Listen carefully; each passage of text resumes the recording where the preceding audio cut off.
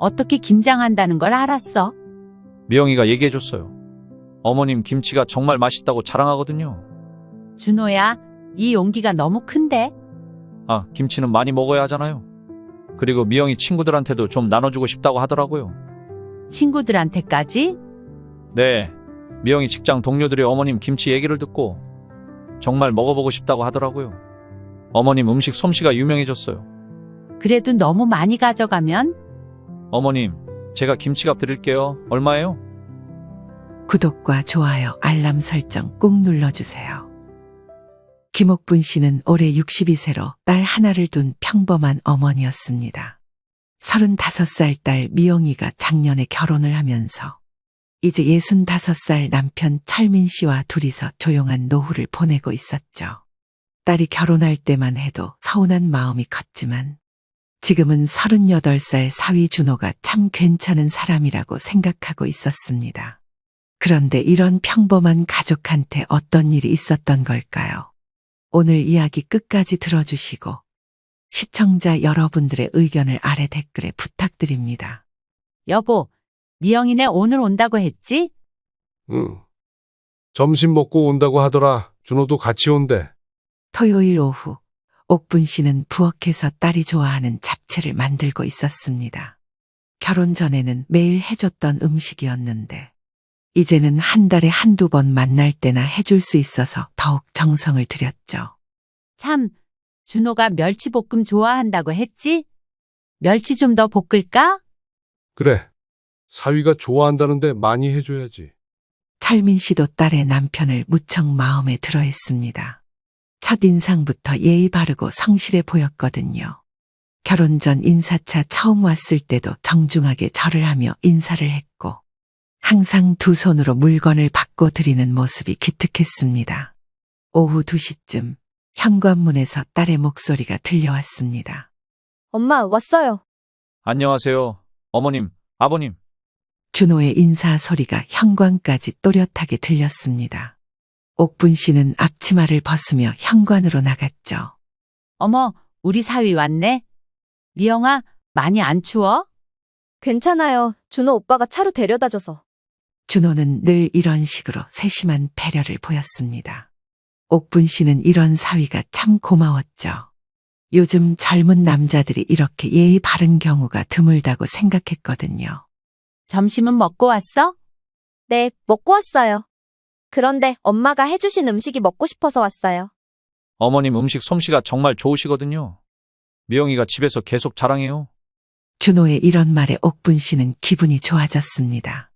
딸이 결혼해서도 친정 음식을 그리워한다니 어머니로서는 뿌듯한 일이었죠. 그럼 잡채랑 멸치볶음 해뒀으니까 조금 먹어봐. 밥은 안 먹어도 반찬만? 감사합니다. 정말 맛있겠어요. 거실에 앉아서 담소를 나누는 동안 준호는 자연스럽게 일어나 냉장고로 갔습니다. 어머님, 물 좀 마셔도 될까요? 그럼 당연하지. 냉장고에 음료수도 있으니까 마시고 싶은 거 꺼내 먹어. 준호는 냉장고 문을 열고 잠시 안을 둘러봤습니다. 여러 가지 반찬들이 정갈하게 정리되어 있었고 음료수도 몇 가지 있었죠. 이온 음료 하나 마셔도 될까요? 그래, 많이 마셔. 준호는 이온 음료 하나를 꺼내 마셨습니다. 그리고는 냉장고 문을 닫으며 다시 거실로 돌아왔죠. 아주 자연스러운 모습이었습니다. 엄마, 요즘 요리 교실은 어때요? 아, 재밌어? 지난번에 파스타 만드는 법 배웠는데 다음에 해줄게. 정말요? 기대되는데요. 이런 대화를 나누며 즐거운 시간을 보냈습니다. 준호는 장인어른과도 편안하게 이야기를 나눴고 축구 이야기까지 나누며 분위기가 화기애애했죠. 준호야, 요즘 회사는 어때? 바쁘지? 네, 좀 바쁘긴 한데 괜찮습니다. 아버님도 건강 관리 잘하세요. 고마워. 우리 딸 잘 부탁한다. 이런 자연스러운 대화가 오가는 동안 옥분 씨는 준호가 정말 착실한 청년이라고 생각했습니다. 말씨도 정중하고 딸을 대하는 모습도 다정했거든요. 저녁 무렵이 되자 미영이와 준호는 집으로 돌아갈 준비를 했습니다. 엄마, 우리 이제 들어갈게요. 그래, 조심히 들어가고. 준호야, 고생 많았어. 아니에요. 오늘 정말 맛있는 음식 많이 먹었어요. 감사합니다. 준호는 정중하게 인사를 하며 집을 나섰습니다. 옥분 씨는 이런 사위가 참 마음에 들었죠. 예의도 바르고 딸도 잘 챙기는 것 같아서 안심이 되었습니다. 참 좋은 사위 얻었네. 우리가? 그러게 말이야. 요즘 젊은 사람치고는 참 예의가 바르더라. 그날 밤 옥분 씨 부부는 사위에 대한 이야기를 나누며 만족스러워했습니다. 딸이 좋은 사람을 만나 행복하게 사는 것 같아서 마음이 놓였거든요. 하지만 이때만 해도 앞으로 벌어질 일에 대해서는 전혀 예상하지 못했습니다. 준호와 미영이가 다녀간 지 사흘이 지났습니다. 월요일 아침, 옥분 씨는 아침 준비를 하려고 냉장고를 열었는데 뭔가 이상한 느낌이 들었습니다. 멸치볶음이 이것밖에 안 남았나? 분명히 토요일에 한 접시 가득 만들어뒀는데 지금 보니 절반도 안 남은 것 같았습니다. 하지만 옥분 씨는 별로 신경 쓰지 않았죠. 토요일에 준호와 미영이가 많이 먹었나 보다 생각했거든요. 여보, 아침에 멸치볶음 드실래요? 응. 좋지. 그런데 얼마 안 남았네? 토요일에 사위가 맛있다고 많이 먹었나 봐. 철민 씨도 특별히 이상하게 생각하지 않았습니다. 젊은 사람들이 많이 먹는 게 당연하다고 여겼거든요. 그런데 며칠 뒤 또 다른 변화를 발견하게 되었습니다. 수요일 저녁이었습니다. 옥분 씨는 남편을 위해 된장찌개를 끓이려고 냉장고에서 열무김치를 꺼내려 했는데 김치통이 예상보다 가벼웠습니다. 이상하네. 김치가 벌써 이렇게 줄었나? 김치통을 열어보니 정말로 절반 가까이 줄어 있었습니다. 분명히 지난주에 새로 담근 김치였는데 말이죠. 옥분 씨는 고개를 갸웃거렸습니다. 내가 요즘 김치를 많이 먹나? 아니면 여보가? 나야 평소만큼 먹는데. 왜 그래? 아니야, 김치가 생각보다 빨리 줄어서. 하지만 이것도 그냥 넘어갔습니다. 겨울이니까 김치찌개도 자주 끓이고 밥상에도 자주 올렸으니까 그럴 수 있다고 생각했거든요. 그런데 일주일 뒤인 토요일, 준호와 미영이가 또 놀러 왔습니다. 이번에는 준호가 혼자 먼저 왔었죠. 어머님, 안녕하세요. 미영이는 잠깐 친구를 만나고 나중에 올 거예요. 그래? 그럼 혼자 심심하겠네. 들어와서 앉아 있어. 준호는 거실에 앉아 TV를 보며 기다렸습니다. 그런데 잠시 후 목이 마르다며 일어났죠. 어머님, 물 좀 마셔도 될까요?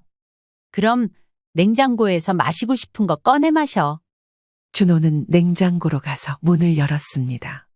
그런데 이번에는 음료수만 가져오는 게 아니었습니다. 옥분 씨가 부엌 일을 하며 힐끔 보니 준호가 냉장고 안을 유심히 들여다보고 있었거든요. 어머님, 이 멸치볶음 정말 맛있어 보이는데요. 아, 그거? 어제 새로 만든 거야. 맛보고 싶으면 먹어봐. 정말요? 감사합니다. 준호는 그 자리에서 젓가락을 가져와 멸치볶음을 조금 먹어봤습니다. 그리고는 감탄사를 연발했죠. 우와, 정말 맛있어요. 어떻게 이렇게 맛있게 만드세요? 별거 아니야. 간장이랑 설탕 비율만 맞추면 돼. 옥분 씨는 사위가 자신의 음식을 좋아해 주니까 기분이 좋았습니다. 하지만 조금 이상한 점이 있었죠. 준호가 냉장고 문을 닫기 전에 다른 반찬들도 계속 눈여겨보고 있었거든요. 미영이가 도착한 후 세 사람은 함께 저녁을 먹었습니다. 준호는 계속해서 반찬들을 칭찬했어요. 어머님, 이 장조림도 정말 맛있네요. 집에서 이런 맛 안 나거든요. 엄마가 장조림 잘하시잖아. 나도 배우고 싶은데 귀찮아서 안 해. 미영아, 우리도 이런 반찬 좀 만들어 먹자. 이런 대화를 나누며 즐거운 시간을 보냈습니다. 그런데 집에 돌아가기 전 준호가 뜻밖의 말을 했어요. 어머님, 혹시 이 멸치볶음 좀 싸가도 될까요? 너무 맛있어서 집에서도 먹고 싶어요. 옥분 씨는 순간 당황했지만 사위가 자신의 음식을 좋아한다니 나쁠 게 없었습니다. 그럼 당연하지. 잠깐만 용기에 담아줄게. 옥분 씨는 플라스틱 용기에 멸치볶음을 넉넉히 담아줬습니다. 그런데 준호의 반응이 조금 특별했어요. 와, 이렇게 많이 주셔도 돼요? 정말 감사합니다. 준호 오빠, 너무 좋아하네. 당연하지. 이런 집 반찬은 정말 귀한 거야. 준호는 마치 무슨 보물을 받은 것처럼 기뻐했습니다. 옥분 씨는 이런 사위가 기특하면서도 조금 이상했죠. 멸치볶음 하나 가져가는 게 그렇게 좋을까 싶었거든요. 그날 밤 옥분 씨는 남편에게 말했습니다. 여보, 준호가 멸치볶음을 그렇게 좋아하더라. 그래?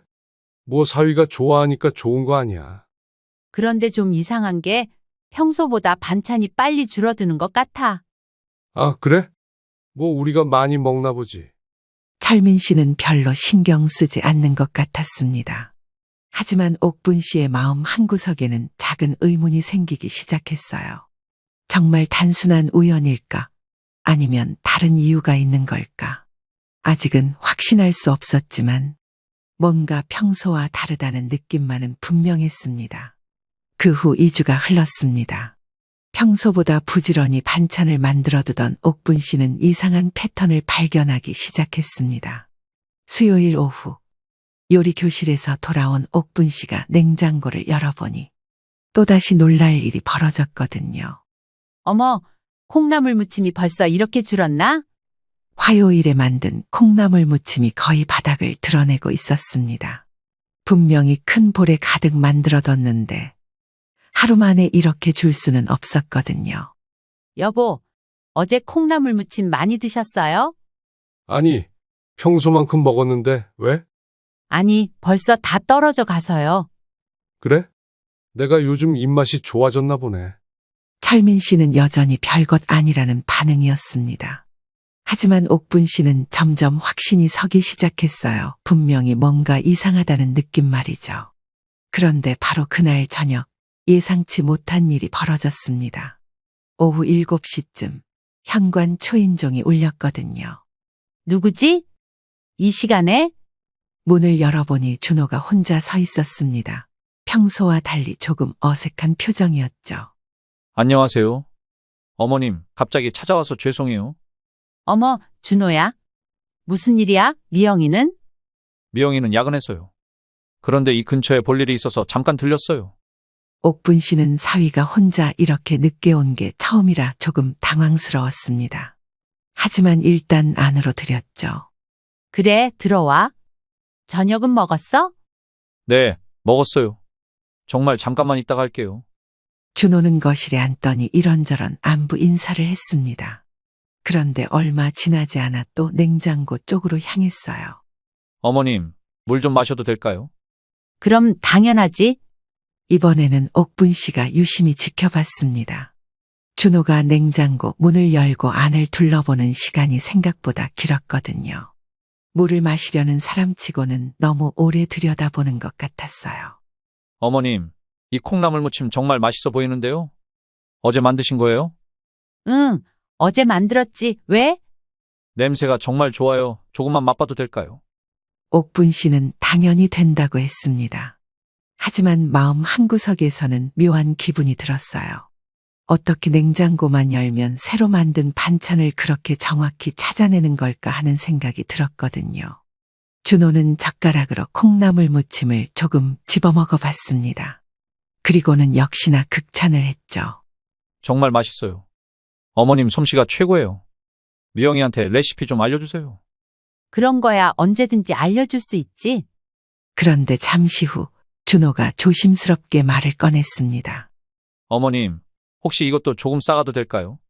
미영이가 야근하느라 고생하는데 집에 가져다 주고 싶어서요. 옥분 씨는 순간 머뭇거렸습니다. 지난번 멸치볶음에 이어서 또 달라고 하는 거였거든요. 하지만 딸을 위한다는 말에 거절할 수도 없었죠. 그래, 미영이가 좋아하니까 가져가라. 옥분 씨는 또다시 플라스틱 용기를 꺼내 콩나물 무침을 담아줬습니다. 그런데 준호가 가져간 양을 보니 거의 절반이나 되었어요. 정말 감사합니다. 미영이가 정말 좋아할 거예요. 준호는 그렇게 말하며 금세 인사를 하고 돌아갔습니다.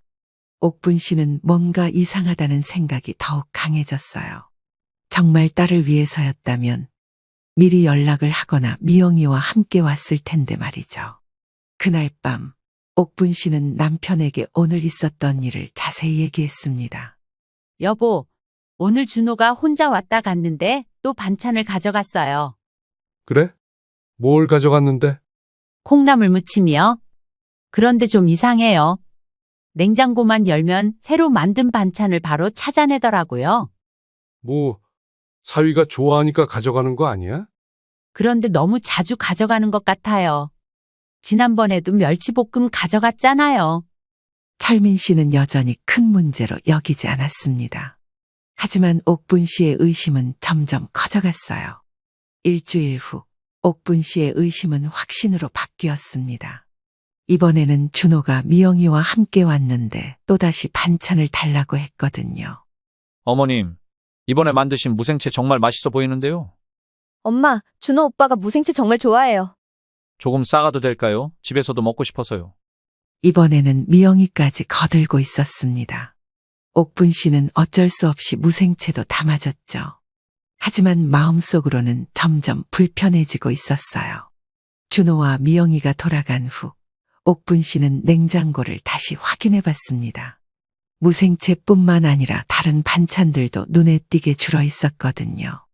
이제 확실해졌네. 분명히 뭔가 이상해.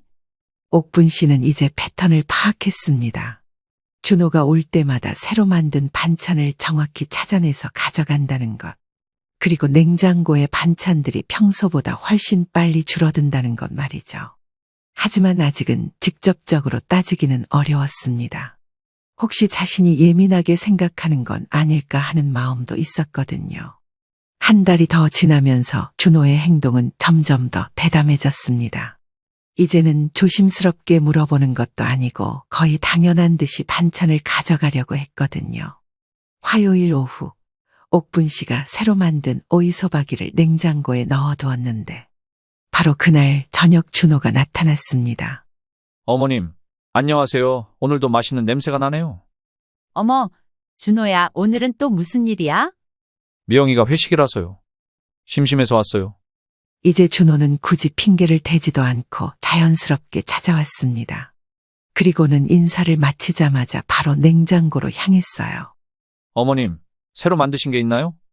이제는 대놓고 새로 만든 음식이 있는지부터 물어봤습니다. 옥분 씨는 이런 준호의 변화에 당황스러웠지만 그래도 사위니까 못 본 척할 수도 없었죠. 아, 오이소박이 새로 담갔지. 아직 덜 익었는데. 오이소박이요? 우와, 정말 맛있겠다. 보여주세요. 준호는 마치 자기 집 냉장고를 여는 것처럼 자연스럽게 냉장고 문을 열었습니다. 그리고는 오이소박이 통을 꺼내더니 뚜껑까지 열어봤어요. 와, 색깔이 정말 예쁘네요. 냄새도 벌써 좋고요. 아직 하루밖에 안 됐는데 좀 더 익어야 맛있어. 그래도 조금만 맛봐도 될까요? 옥분 씨가 젓가락을 건네주자 준호는 오이소박이를 한 조각 집어 먹어봤습니다. 그리고는 눈을 크게 뜨며 감탄했죠. 어머님, 이거 정말 대박이에요. 어떻게 이렇게 맛있게 만드세요? 그냥 평범하게 만든 건데 뭐. 아니에요. 정말 특별해요. 어머님, 이거 혹시 조금 가져가도 될까요? 이번에는 더 이상 미영이를 핑계로 대지도 않았습니다. 그냥 자기가 가져가고 싶다고 솔직하게 말했어요. 옥분 씨는 점점 부담스러워졌지만 직접적으로 거절하기는 어려웠습니다. 그래, 조금 담아줄게. 하지만 준호의 요구는 거기서 끝나지 않았습니다. 옥분 씨가 작은 용기에 조금 담아주려고 하니까 준호가 말했어요. 어머님, 혹시 좀 더 큰 용기 있으세요? 이거 정말 맛있어서 많이 가져가고 싶어요. 옥분 씨는 깜짝 놀랐습니다. 이제는 양까지 요구하는 거였거든요. 하지만 어쩔 수 없이 더 큰 용기를 꺼내 담아줬어요. 이 정도면 되겠지? 감사합니다. 정말 너무 맛있어서요. 준호는 오이소박이 통에 거의 3분의 1을 가져갔습니다. 옥분 씨는 기가 막혔지만 이미 담아준 상황에서 뭐라고 할 수도 없었죠. 그런데 준호는 거기서 그치지 않았습니다. 오이소박이를 챙기고 나서 또 냉장고를 열어봤거든요. 어머님, 이 시금치나물도 새로 만드신 거예요? 응, 오늘 아침에 만들었지. 색깔이 정말 좋네요. 이것도 조금만 맛봐도 될까요? 옥분 씨는 이제 패턴을 완전히 파악했습니다. 준호는 한 가지만 가져가는 게 아니라 새로 만든 반찬들을 하나씩 다 확인하고 있었던 거예요. 그래, 맛봐봐. 준호는 시금치 나물도 맛보더니 역시나 맛있다며 가져가고 싶다고 했습니다. 옥분 씨는 이제 정말 어이가 없었어요. 이것도 정말 맛있어요. 집에서 만든 것과는 차원이 달라요. 그래, 뭐 특별한 건 없는데. 이것도 조금 가져가도 될까요? 미영이도 시금치나물 좋아하거든요. 결국 옥분 씨는 시금치 나물도 담아줬습니다. 이제 준호는 양손에 용기를 하나씩 들고 있었어요. 그런데 준호의 요구는 여기서 끝나지 않았습니다. 냉장고 문을 닫기 전에 또 다른 것을 발견했거든요. 어머님, 저기 있는 건 뭐예요? 두부조림인가요? 아, 그거? 어제 만든 건데. 색깔이 정말 좋아 보여요. 이것도 맛있을 것 같은데. 이제 옥분 씨는 준호가 뭘 하려는지 뻔히 알 수 있었습니다.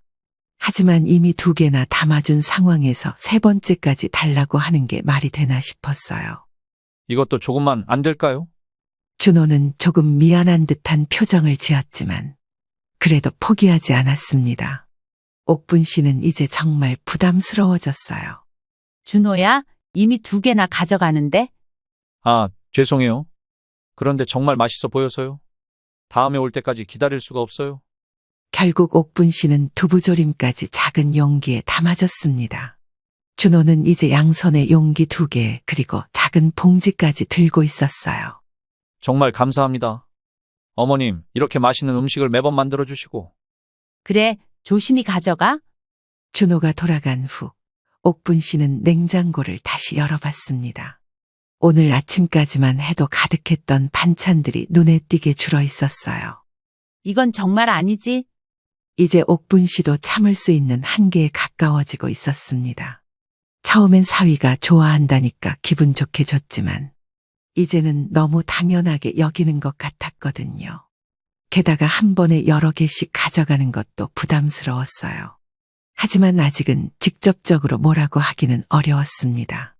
과연 이 상황이 어디까지 갈지 옥분 씨는 점점 걱정이 되기 시작했어요.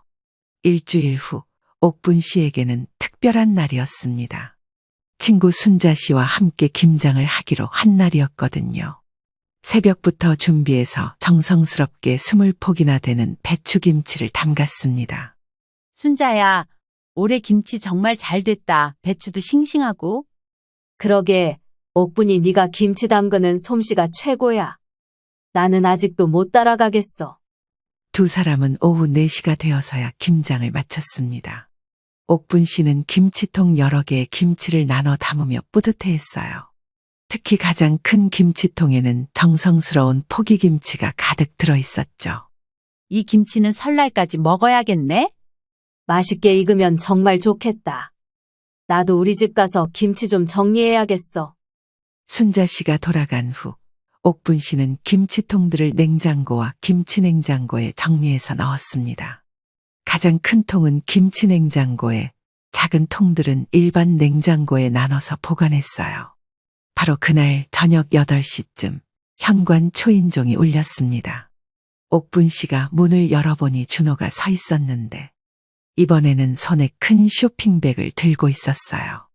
어머님, 안녕하세요. 늦은 시간에 죄송해요. 준호야, 무슨 일이야? 그 가방은 뭐고? 아, 이거요? 오늘 김장하신다고 들었거든요. 혹시 김치 좀 나눠주실 수 있나 해서 용기를 가져왔어요. 옥분 씨는 깜짝 놀랐습니다. 김장 소식을 어떻게 알았는지도 의외였지만 아예 용기까지 준비해서 온 것이 더 충격적이었거든요. 어떻게 김장한다는 걸 알았어? 미영이가 얘기해줬어요. 어머님 김치가 정말 맛있다고 자랑하거든요. 준호는 쇼핑백에서 큰 플라스틱 용기를 꺼냈습니다.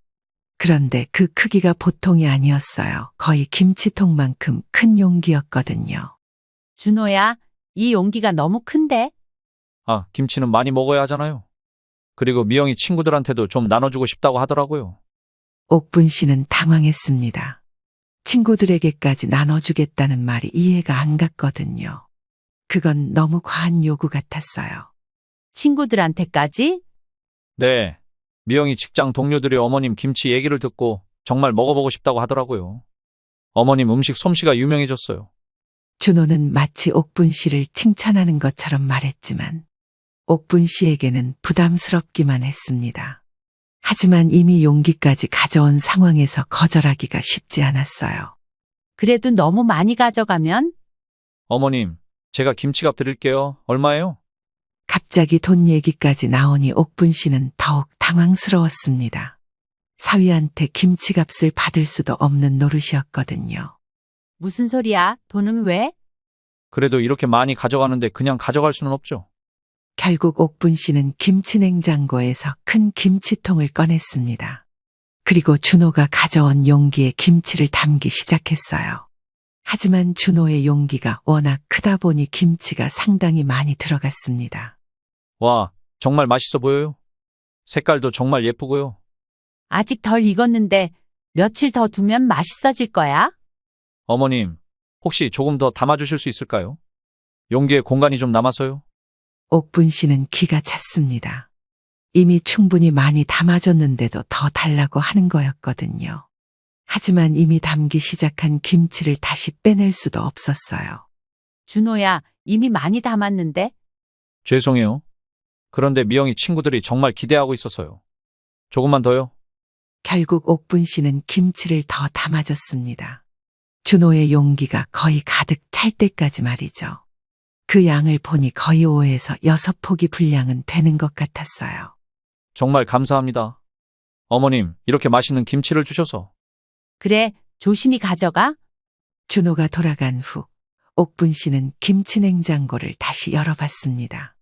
20포기로 담근 김치 중에서 거의 4분의 1이 사라진 것 같았어요. 이건 정말 너무하다.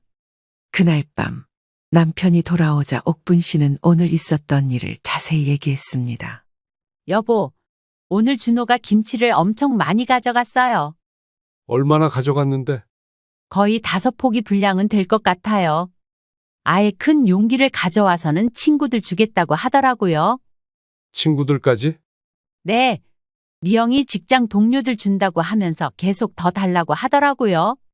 이번에는 철민 씨도 조금 이상하다는 반응이었습니다. 김치를 친구들에게까지 나눠준다는 게 좀 과하다고 생각했거든요. 그건 좀 심한 것 같은데 아무리 사위라도 그렇지. 그죠? 저도 그렇게 생각해요. 이제는 정말 부담스러워요. 옥분 씨는 이제 더 이상 참을 수 없다는 생각이 들었습니다. 처음에는 작은 반찬 하나씩 가져가던 것이 이제는 김치를 대량으로 가져가는 수준까지 왔거든요. 게다가 친구들에게까지 나눠준다니 이건 정말 선을 넘은 것 같았어요. 이번에는 정말 너무했어요. 뭔가 대책을 세워야겠어요. 옥분 씨의 마음속에서는 분노가 치밀어 올랐습니다. 사위니까 좋게 봐주려고 했지만 이제는 정도가 지나쳤다고 생각했거든요. 과연 이 상황을 어떻게 해결해야 할지 옥분 씨는 진지하게 고민하기 시작했습니다. 김치 사건 이후 사흘이 지났지만 옥분 씨의 마음은 여전히 편하지 않았습니다. 아침에 김치 냉장고를 열 때마다 텅 빈 공간이 눈에 들어와서 기분이 상했거든요. 금요일 저녁 철민 씨가 퇴근 후 맥주를 마시고 있을 때 옥분 씨는 더 이상 참을 수 없어서 진지하게 이야기를 꺼냈습니다. 여보, 준호 얘기 좀 해야겠어요. 왜? 또 뭔 일 있었어? 계속 생각해봤는데 이건 정말 아닌 것 같아요. 처음에는 그냥 사위가 좋아하나 보다 했는데 이제는 너무 심해요. 옥분 씨는 그동안 있었던 일들을 차근차근 정리해서 남편에게 설명했습니다. 멸치볶음부터 시작해서 김치까지 시간 순서대로 말이죠. 처음에는 멸치볶음 조금 가져간다고 해서 좋게 봤잖아요. 그런데 지금은 어떻게 됐어요? 김치를 5포기씩 가져가요. 그렇긴 하네. 너무 급격하게 변했네. 그리고 이제는 미리 용기까지 준비해와요. 이게 우연이겠어요? 계획적으로 하는 거죠. 철민 씨도 이제 심각성을 느끼기 시작했습니다. 처음에는 사위니까 그럴 수 있다고 생각했지만 이렇게 정리해서 들으니 정도가 심했어요. 근데 미영이는 뭐라고 해? 미영이도 같이 거들어요.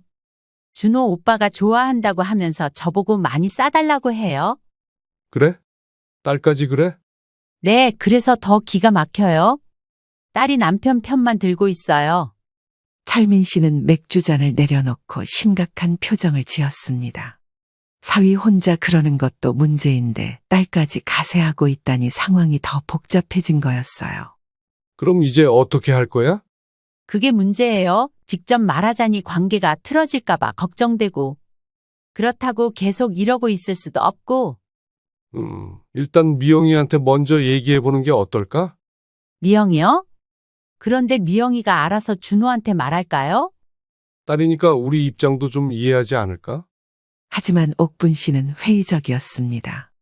최근 미영이의 모습을 보면 남편 편을 들기에 바빠서 부모 입장은 생각하지 않는 것 같았거든요. 글쎄요. 요즘 미영이 보면 준호 편만 들더라고요. 제가 뭔가 말하면 엄마가 너무 예민하다고 할 것 같아요. 그럼 어떻게 하지? 두 사람은 한참 동안 고민했습니다. 사위와의 관계를 해치지 않으면서도 이 문제를 해결할 방법이 있을지 말이죠. 여보, 만약에 우리가 준호네 집에 가서 똑같이 한다면 어떨까요? 똑같이? 무슨 뜻이야? 준호가 우리 냉장고에서 가져가는 것처럼. 우리도 준호네 냉장고에서 뭔가 가져오는 거예요. 철민 씨는 깜짝 놀랐습니다. 평소 온순한 아내가 이런 말을 하다니 정말 많이 화가 났구나 싶었어요. 그건 좀 우리가 그러면 안 되지. 왜 안 돼요? 준호는 되고 우리는 왜 안 돼요? 똑같은 가족인데 그렇긴 하지만 준호가 우리한테 하는 말을 그대로 해보는 거예요. 가족끼리 뭐가 어떠냐, 맛있어 보인다고 하면서 가져오는 거죠. 옥분 씨의 목소리에는 분노가 섞여 있었습니다. 그동안 참아왔던 화가 터져 나오는 것 같았어요. 당해보지 않으니까 모르는 거예요. 자기 냉장고에서 음식이 사라지는 기분을 한번 느껴봐야 해요. 당신 말도 일리가 있긴 한데. 그래도 우리가 먼저 그러면 먼저요? 준호가 먼저 시작한 거 아니에요? 우리는 지금까지 참기만 했잖아요. 철민 씨도 아내의 말에 수긍하는 부분이 있었습니다. 정말로 사위가 먼저 시작한 일이었고 지금까지 계속 당하기만 했었거든요. 그런데 정말 그래도 될까? 우리가 그러면 준호가 어떻게 생각할까? 어떻게 생각하든 상관없어요. 자기가 하는 건 당연하고 우리가 하는 건 이상하다고 하면 그게 더 이상한 거예요? 옥분 씨는 이제 완전히 결심한 것 같았습니다. 더 이상 일방적으로 당하고만 있을 수는 없다고 생각했거든요. 여보, 준호가 우리한테 어떤 기분인지 정확히 알게 해줘야 해요. 말로 하면 안 통하니까 직접 당해봐야죠. 그럼 언제 할 건데? 이번 주말에 미영이네 집에 가보는 거 어때요? 오랜만에 손주 보러 간다고 하면서. 철민 씨는 아직 확신이 서지 않았지만 아내가 이렇게까지 화를 내는 것을 보니 뭔가 조치를 취해야겠다는 생각이 들었어요. 정말 그럴 거야? 네, 정말로 할 거예요. 준호가 우리한테 하는 방식 그대로 해볼 거예요. 옥분 씨의 눈에는 단호함이 서려 있었습니다. 그동안 착한 어머니, 좋은 장모로만 지내려고 했지만 이제는 선을 그어야 할 때라고 생각했거든요. 똑같이 당해보면 알 거예요. 자기 냉장고에서 음식이 계속 사라지는 게 어떤 기분인지. 알겠어. 그럼 이번 주말에 한번 가보자. 결국 철민 씨도 아내의 계획에 동의했습니다. 사실 그도 최근 사위의 행동이 조금 도가 지나쳤다고 생각하고 있었거든요. 이제 옥분 씨는 본격적인 거울 치료를 준비하기 시작했습니다. 토요일 오후 2시. 옥분 씨 부부는 미영이네 집 앞에 서 있었습니다. 평소라면 미리 연락을 했겠지만 이번에는 깜짝 방문이었어요. 옥분 씨는 가방 안에 준비해온 큰 용기들을 확인하며 마음을 다잡았습니다. 여보, 정말 할 거예요? 지금 와서 무서워? 당신이 하자고 했잖아. 무섭긴 하지만 이제 그만 당하고 살 수는 없어요. 옥분 씨는 초인종을 눌렀습니다. 잠시 후 미영이가 문을 열었는데 예상치 못한 방문에 놀란 표정이었어요. 어머, 엄마, 아빠? 연락도 없이 어떻게 오셨어요? 그냥 손주 얼굴이 보고 싶어서 왔지. 들어가면 안 될까? 아, 물론이죠. 들어오세요. 거실에는 준호가 소파에 앉아 TV를 보고 있었습니다. 갑작스러운 장인 장모의 방문에 당황하는 기색이 역력했어요. 어머님, 아버님, 안녕하세요. 연락을 주셨으면 준비라도 했을 텐데. 괜찮아, 괜찮아. 우리가 갑자기 와서 미안하네. 옥분 씨는 일부러 준호가 늘 하던 말투를 따라했습니다. 미안하다고 하면서도 전혀 미안해하지 않는 그런 투로 말이죠. 잠시 대화를 나눈 후 옥분 씨는 자연스럽게 일어났습니다. 미영아, 물 좀 마셔도 될까? 네, 당연하죠. 냉장고에서 드시고 싶은 거 꺼내 드세요. 옥분 씨는 냉장고로 향했습니다. 그리고는 준호가 늘 하던 것처럼 냉장고 문을 열고 안을 유심히 둘러봤어요. 여러 가지 반찬들과 밑반찬이 정갈하게 정리되어 있었습니다. 어머, 미영아, 이 멸치볶음 정말 맛있어 보이는데? 아, 그거요? 어제 만든 건데 맛없을 거예요. 아니야, 색깔이 정말 좋네. 조금 맛봐도 될까? 미영이는 어리둥절했지만 젓가락을 건네줬습니다. 옥분 씨는 멸치볶음을 한 젓가락 집어 먹어보더니 과장스럽게 감탄했어요. 와, 이거 정말 맛있다. 어떻게 이렇게 맛있게 만들었어? 엄마가 가르쳐 주신 대로 만든 건데요. 우리 딸이 이렇게 요리를 잘하게 됐네? 미영아, 이거 조금 가져가도 될까? 미영이와 준호는 동시에 놀란 표정을 지었습니다. 평소 엄마가 이런 부탁을 한 적이 없었거든요. 가져가요? 왜요? 맛있잖아. 집에서도 먹고 싶어서 안 될까? 아, 네, 물론 괜찮죠. 미영이가 작은 용기를 꺼내려고 하자 옥분 씨가 말했습니다. 미영아, 혹시 좀 더 큰 용기 있어? 이거 너무 맛있어서 많이 가져가고 싶어. 네? 미영이는 당황했지만 더 큰 용기를 꺼내줬습니다. 옥분 씨는 멸치볶음을 넉넉히 담았어요. 거의 절반 정도 되는 양이었습니다. 그런데 옥분 씨는 거기서 멈추지 않았습니다. 다시 냉장고를 열어보더니 또 다른 반찬을 발견했거든요. 미영아, 이 시금치나물도 맛있어 보이는데? 엄마, 그건 오늘 아침에 만든 건데. 더 맛있겠네. 이것도 조금 맛봐볼게. 옥분 씨는 시금치 나물도 맛보더니 역시 맛있다며 이것도 가져가고 싶다고 했습니다. 미영이는 점점 당황스러워했어요. 엄마, 오늘 왜 이래요? 평소랑 달라요. 뭐가 달라? 딸이 만든 음식이 맛있으니까 가져가고 싶은 거지? 이상해? 준호는 불편한 표정으로 지켜보고 있었습니다. 뭔가 평소와 다른 분위기를 감지한 것 같았어요. 옥분 씨는 시금치 나물까지 용기에 담고 나서 또 냉장고를 열어봤습니다. 어머, 이 계란말이도 맛있어 보이네. 이것도 조금만. 어머님, 그건 저희가 저녁에 먹으려고 만든 건데요. 아, 그래? 그럼 조금만 다 가져가는 건 아니니까. 준호가 난색을 표했지만 옥분 씨는 개의치 않았습니다. 준호가 평소에 자신에게 했던 것처럼 당당하게 행동했어요. 결국 옥분 씨는 3가지 반찬을 모두 용기에 담았습니다. 그리고는 가방에서 미리 준비해온 또 다른 용기를 꺼냈어요. 미영아, 냉장고에 김치도 있지? 김치도 좀 가져가고 싶은데. 김치요? 엄마, 김치는 집에 많이 있잖아요. 딸이 담근 김치는 맛이 다르잖아. 어머니 친구들한테도 자랑하고 싶고. 옥분 씨는 일부러 준호가 했던 말을 그대로 했습니다. 친구들한테 자랑하고 싶다는 말 말이죠. 어머님, 친구분들까지요? 왜 안 돼? 우리 딸 솜씨 자랑하면 안 돼? 준호는 말문이 막혔습니다. 자신이 평소에 했던 논리를 그대로 들으니 반박할 말이 없었거든요. 결국 옥분 씨는 김치까지 큰 용기에 담아갔습니다. 미영이와 준호는 어안이 벙벙한 표정으로 지켜볼 수밖에 없었어요. 고마워. 미영아, 오늘 정말 맛있는 음식 많이 얻어간다. 네, 그런데 엄마, 정말 괜찮으세요? 뭐가? 딸 집에 와서 음식 좀 가져가는 게 이상해? 가족끼리 뭐가 어떠냐?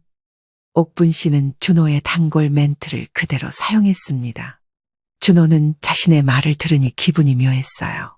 옥분 씨 부부가 돌아간 후 미영이와 준호는 텅 빈 냉장고를 바라보며 말이 없었습니다.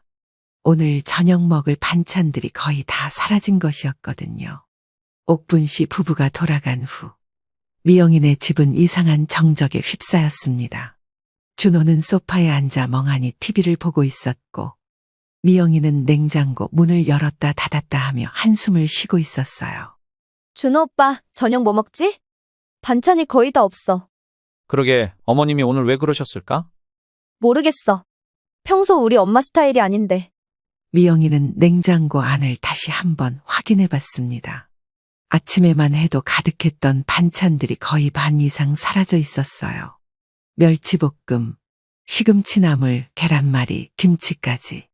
이상해. 정말 엄마가 이런 분이 아닌데. 뭔가 있나? 혹시 우리가 뭔가 잘못한 게 있을까? 준호의 말에 미영이가 고개를 돌렸습니다. 갑자기 뭔가 찜찜한 기분이 들었거든요. 잘못한 게? 뭘? 아니, 그냥 어머님이 오늘 하신 행동이 뭔가 평소와 달랐잖아. 준호는 오늘 장모님의 행동을 떠올려 봤습니다. 냉장고를 열어서 이것저것 둘러보고 맛있어 보인다며 가져가고 싶다고 하고 친구들에게 자랑하겠다고 하고. 잠깐만, 미영아. 왜? 어머님이 오늘 하신 말들. 뭔가 익숙하지 않아? 미영이도 천천히 오늘 일을 되짚어 봤습니다. 엄마가 했던 말들, 행동들이 하나씩 떠올랐어요. 그러고 보니. 가족끼리 뭐가 어떠냐? 친구들한테 자랑하고 싶다. 두 사람은 동시에 깨달았습니다. 오늘 장모님이 한 말들이 바로 준호가 평소에 하던 말들이었다는 것을 말이죠. 설마 엄마가 일부러? 아, 이게 내가 평소에 어머님한테 했던? 준호는 얼굴이 빨갛게 달아올랐습니다.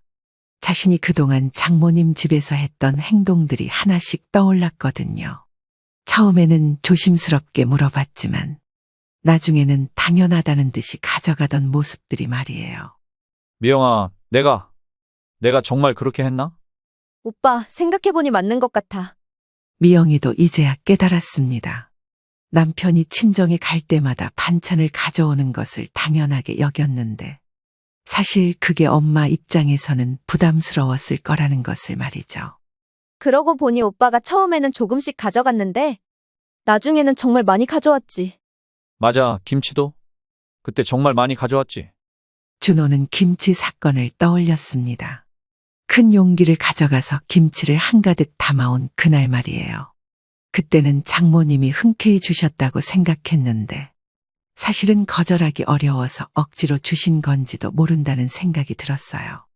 어머님이 오늘 우리한테 하신 게 바로 내가 어머님한테 했던 거구나. 그런 것 같아. 어쩐지 오늘 엄마가 이상하다 했더니 미영이는 남편을 바라봤습니다. 준호의 얼굴에는 부끄러움과 미안함이 뒤섞여 있었어요.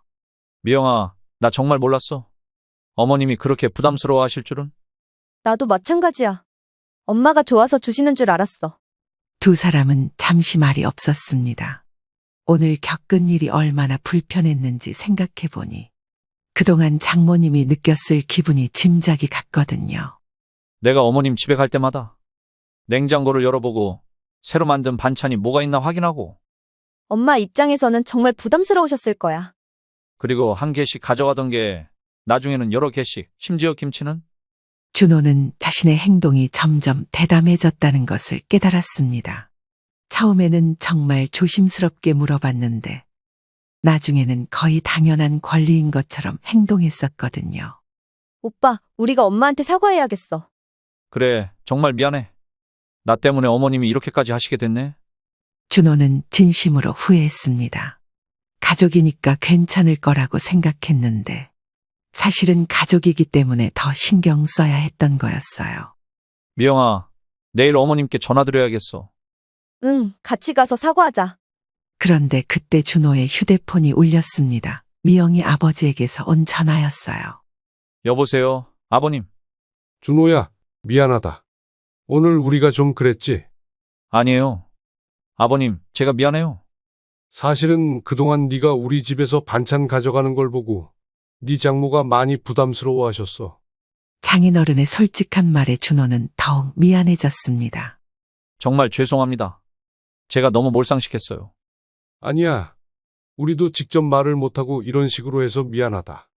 아버님, 앞으로는 절대 그러지 않을게요. 정말 죄송해요. 전화를 끊고 나서 준호는 미영이를 바라봤습니다. 미영아, 나 정말 바보였어. 어머님, 아버님한테 얼마나 민폐였을까? 이제라도 깨달았으니까 다행이야. 우리 내일 가서 제대로 사과하자.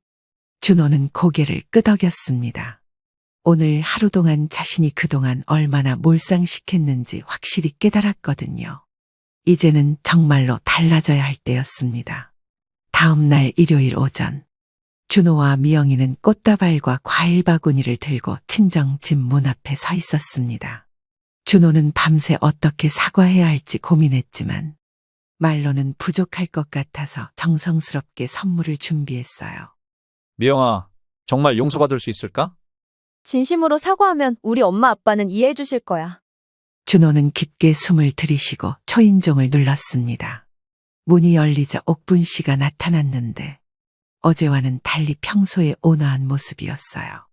어머, 미영아, 준호야? 무슨 일이야? 어머님, 저희가 사과드리러 왔어요. 준호는 깊게 허리를 숙여 인사했습니다. 옥분 씨는 두 사람을 안으로 들였어요. 뭔 사과? 들어와서 앉아. 거실에 앉자마자 준호가 먼저 입을 열었습니다. 어머님, 아버님, 정말 죄송합니다. 그동안 제가 너무 몰상식하게 행동했어요. 준호야, 어제 어머님이 저희 집에서 하신 행동을 보고 나서야 깨달았어요. 제가 그동안 어머님께 얼마나 부담을 드렸는지. 준호의 목소리에는 진심 어린 미안함이 담겨 있었습니다. 옥분 씨와 철민 씨도 진지하게 들었어요. 엄마, 아빠, 저도 정말 미안해요. 준호 오빠를 말리지 못하고 오히려 거들기까지 했어요. 미영아, 엄마가 부담스러워 하시는 걸 전혀 몰랐어요. 좋아서 주시는 줄만 알았어요. 미영이의 눈에는 눈물이 고였습니다. 정말로 몰랐다는 게 더 미안했거든요. 어머님, 처음에는 정말 조금씩만 가져갔어요. 그런데 어머님이 좋아하시는 것 같아서 점점. 준호야, 됐어. 엄마도 직접 말을 못하고 어제 그런 식으로 해서 미안하다. 옥분 씨는 더 이상 듣기가 힘들어서 손을 저었습니다. 아이들이 진심으로 반성하는 모습을 보니 화가 다 풀렸거든요. 사실 우리도 어떻게 말해야 할지 몰라서 고민이었어. 사위한테 그런 말 하기가 쉽지 않더라고. 아버님, 그냥 직접 말씀해 주셨으면 됐는데 제가 너무 둔했어요. 철민 씨는 고개를 저었습니다. 사위와의 관계에서 그런 말을 하기가 쉽지 않았다는 걸 준호도 이해할 거라고 생각했거든요. 그런데 준호야, 어제 당해보니까 어땠어? 정말 불편했어요. 냉장고에서 음식이 계속 사라지니까 당황스럽고 저녁 먹을 반찬까지 없어지니까. 그렇지? 엄마가 그동안 그런 기분이었어. 옥분 씨는 웃으며 말했습니다. 어제 거울 치료가 효과가 있었다는 걸 확인했거든요. 어머님, 앞으로는 절대 그러지 않을게요. 정말 죄송해요. 엄마, 우리가 앞으로 어떻게 해야 할까요? 미영이가 진지하게 물었습니다.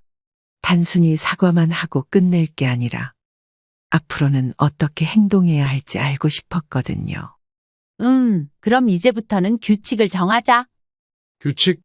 네, 서로가 편하게 지낼 수 있는 규칙 말이에요. 옥분 씨는 생각해왔던 것들을 차근차근 말했습니다. 첫째, 앞으로 음식을 가져가고 싶으면 미리 말해줘. 갑자기 와서 달라고 하지 말고. 네, 알겠습니다. 둘째, 한 번에 너무 많이 가져가지 마. 적당히 한두 가지만. 당연하죠, 엄마. 셋째, 친구들 준다는 핑계는 이제 그만. 솔직하게 먹고 싶다고 해. 준호는 얼굴이 빨갛게 달아올랐습니다. 자신의 핑계들이 들통난 게 부끄러웠거든요. 네, 앞으로는 솔직하게 말씀드릴게요.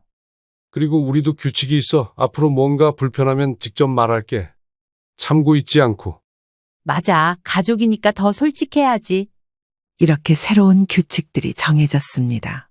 서로를 배려하면서도 솔직하게 지내자는 약속이었어요. 엄마, 그럼 오늘은 우리가 점심 사드릴게요. 그동안 미안했다고. 뭘 사? 엄마가 해줄게. 어머님, 오늘은 저희가 정말 사드리고 싶어요. 마음이라도 표현하게 해주세요. 결국 네 사람은 함께 근처 맛집에 가서 점심을 먹었습니다. 오랜만에 편안한 분위기에서 이런저런 이야기를 나누며 즐거운 시간을 보냈어요. 식사를 마치고 집으로 돌아오는 길에 준호가 말했습니다. 어머님, 앞으로는 정말 조심할게요. 그리고 감사해요. 뭘 감사해? 어제 그렇게 깨우쳐 주셔서요. 말로 하셨으면 이해 못했을 텐데 직접 당해보니까 확실히 알겠어요. 옥분 씨는 미소를 지었습니다. 거울 치료가 정말 효과가 있었다는 걸 확인했거든요. 앞으로는 서로 배려하면서 지내자. 그날 이후로 준호는 정말 달라졌습니다. 친정에 갈 때도 냉장고를 함부로 열어보지 않았고, 음식을 가져가고 싶을 때는 미리 정중하게 부탁했어요. 그리고 한 번에 하나씩만, 적당량만 가져갔습니다. 옥분 씨도 이제는 마음 편히 반찬을 만들 수 있게 되었습니다. 언제 사라질지 몰라 전전긍긍할 필요가 없어졌거든요. 가족 간에도 서로의 경계를 존중하는 것이 얼마나 중요한지 모두가 깨달은 소중한 경험이었습니다. 시청자 여러분, 오늘 이야기 어떠셨나요? 여러분들의 생각과 경험을 아래 댓글에 공유해 주세요. 주연아, 결혼식도 얼마 안 남았잖니? 사돈 어르신이랑 사돈 총각들 모시고 식사 한번 하자. 아, 당장이요? 갑자기라서 괜찮으실지 모르겠어요. 일단 여쭤볼게요. 그래, 내가 호텔 식당 예약해 둘 테니까 시간 맞춰서 꼭 오시라고 해라. 여러분, 혹시 이런 사람 본 적 있으신가요? 너무나도 친절하고 배려 깊고 예의까지 바른 사람. 그런데 어느 순간부터 뭔가 이상하다 느껴진 적 있으셨나요? 예비 며느리, 처음엔 참 완벽했죠. 요리 잘하고 인사성 바르고 가족 행사 하나도 빠짐없이 챙기고. 저처럼 누군가의 연기에 속아본 적 있으신가요? 저는 태어나서 처음으로 검은 머리 짐승은 거두면 안 된다라는 말을 실감한 적이 있습니다. 모두가 힘들었던 시간이었지만 보다시피 지금은 이겨내고 잘 지내고 있죠. 어떤 사연인지 바로 시작해 보겠습니다. 안녕하세요. 저는 큰 위기에서 벗어난 60대 중반 여자입니다.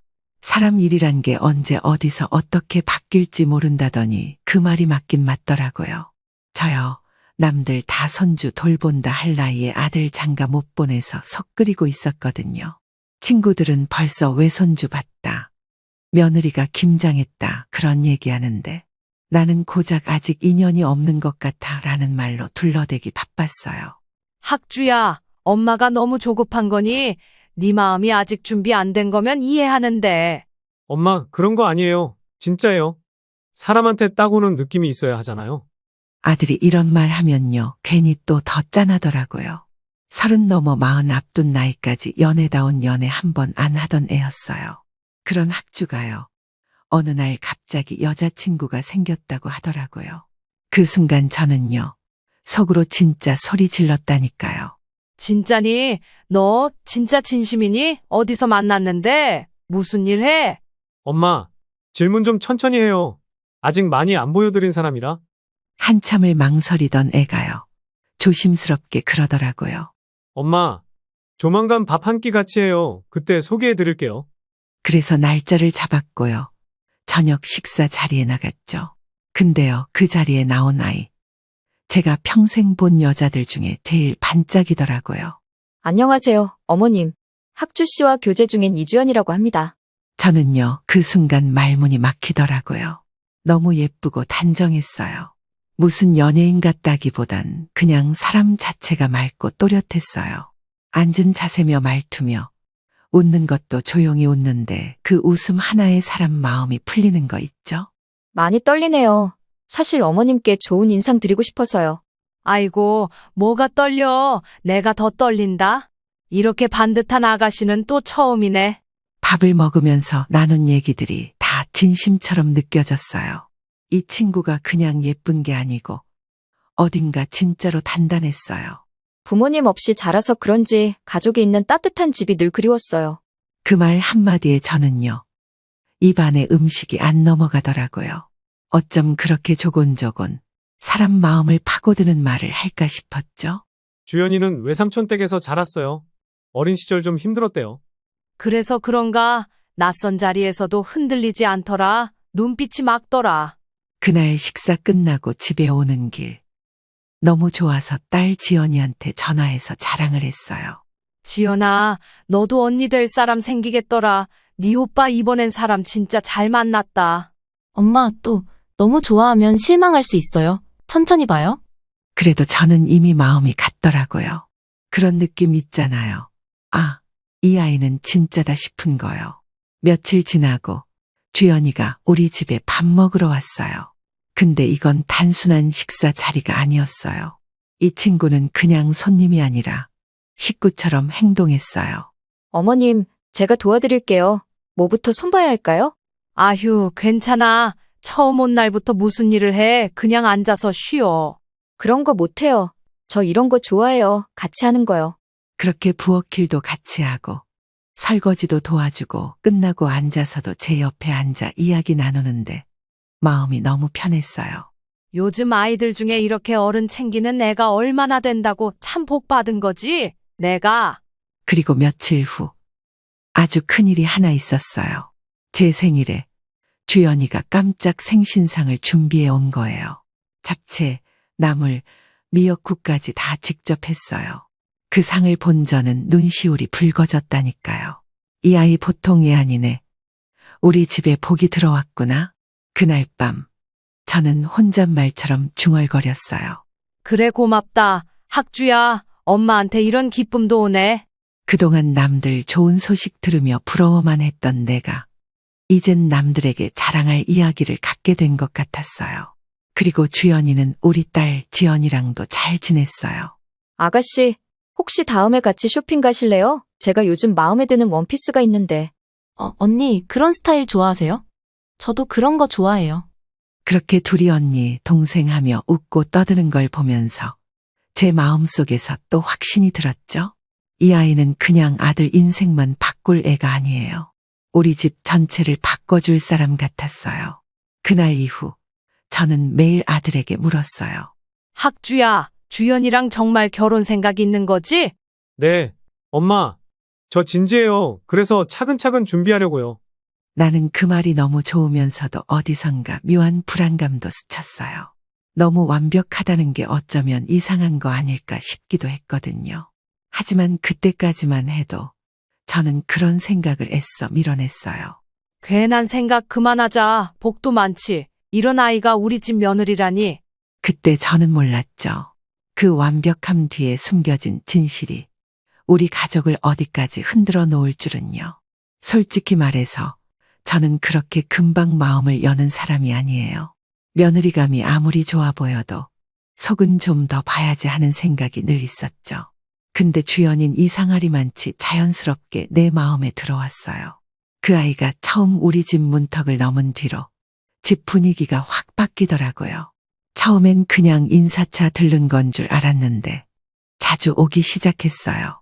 그것도 일정 다 끝났어요. 점심 같이 하실래요? 같은 톡 하나 보내고 오는 거예요. 어머님, 된장찌개 끓여드리고 싶어서요. 친구 할머니한테 얻은 된장이 있는데 정말 맛있거든요. 그날 저녁 주연이가 끓여준 찌개 한 숟갈 뜨는 순간 저는 너무 놀라서 숟가락을 멈췄어요. 어머, 이거 무슨 맛이 이렇게 깊어? 너 어디 할머니 댁에라도 다녀왔니? 아니에요. 어머님, 그 된장이 좀 특별해요. 저도 사실 레시피는 잘 모르겠는데요. 그 맛에 저도 반했어요. 진짜 옛날 엄마 손맛 같았어요. 그걸 젊은 애가 이렇게 낸다는 게 너무 신기했죠? 그리고 그날 이후로는 아예 냉장고까지 같이 채우더라고요. 어머님, 이거 드셔보세요. 요즘 이런 나물 잘 안 파는데 시장에서 겨우 찾았어요. 이거 어딜 다니며 이런 걸 다 챙겨와? 내가 진짜 복 받았나 보다. 그렇게 매주 한 번씩 꼭 무언가를 들고 오는 거예요. 그게 음식일 때도 있고 꽃일 때도 있고 어떤 날은 책 한 권을 건네주더라고요.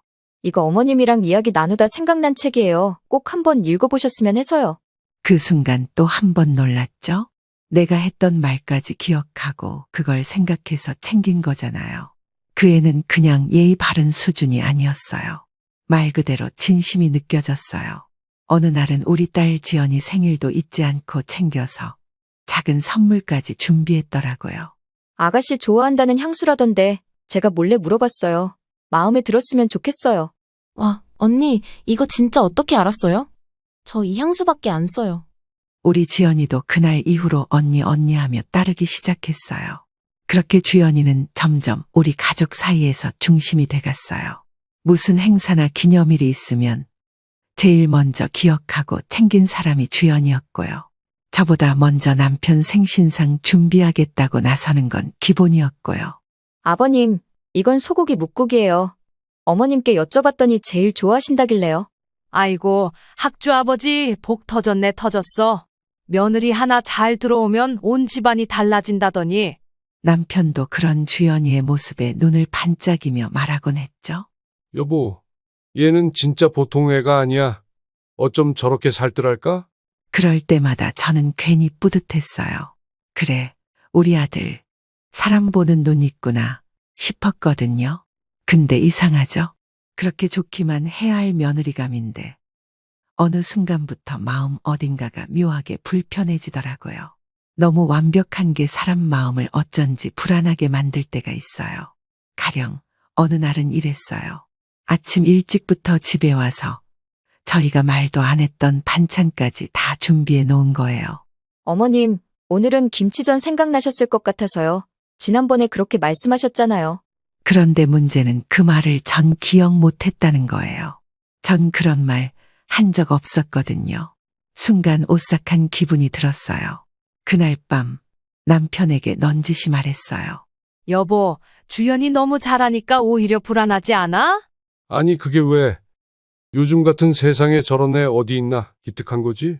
그래 기특하긴 한데 어쩐지 맞춰주는 느낌이 너무 강하달까요? 우리 집 분위기, 우리 가족 말투, 음식 취향까지 모든 게 너무 빠르게 흡수됐어요.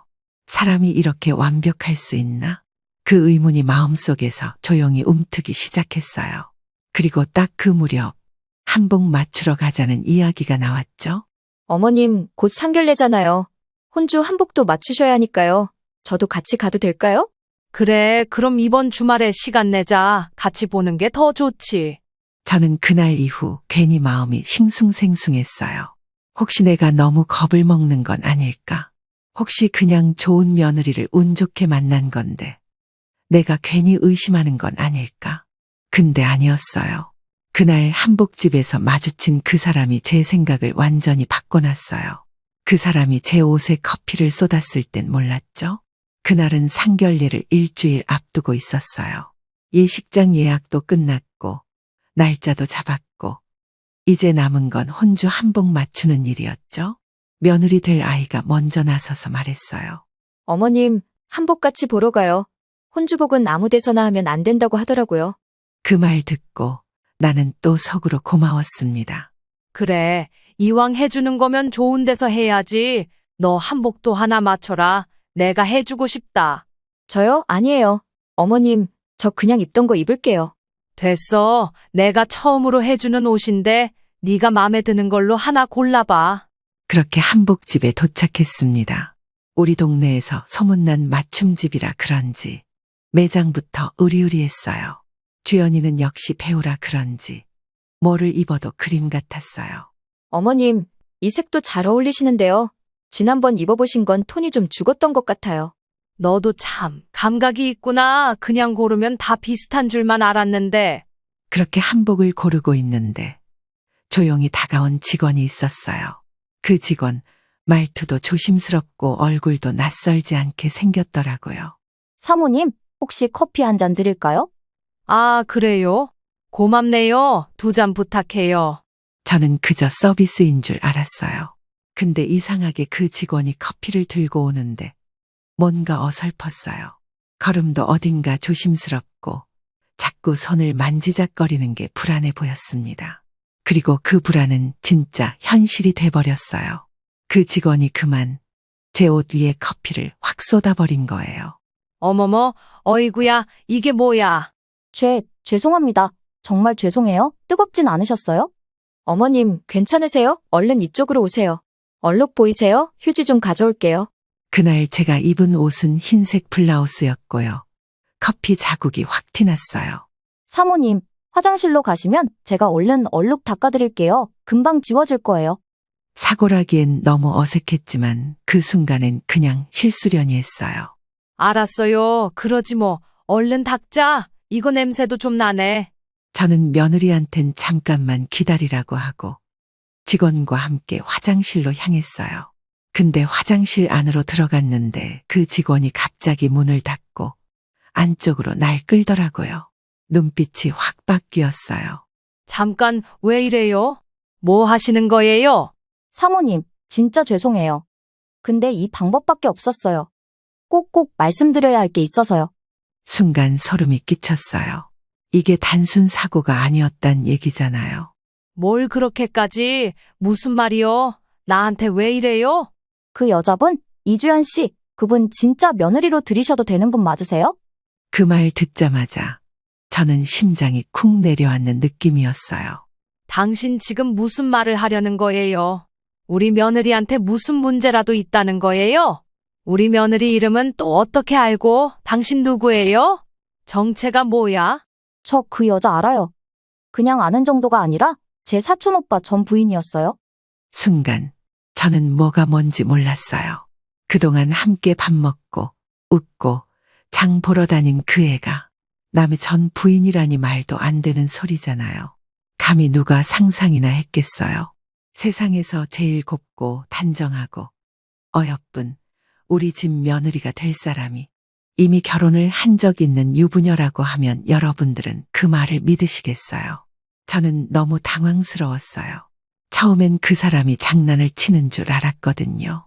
하지만 눈빛이 어찌나 진지하던지 그냥 넘길 일은 아닌 것 같았어요. 그래도 그 사람이 저희 며느리 될 애를 잘못 본 것일 수도 있으니 경계했어요. 말도 안 돼요. 주연이 그런 애 아니에요. 너무 순수하고 착한 아이예요.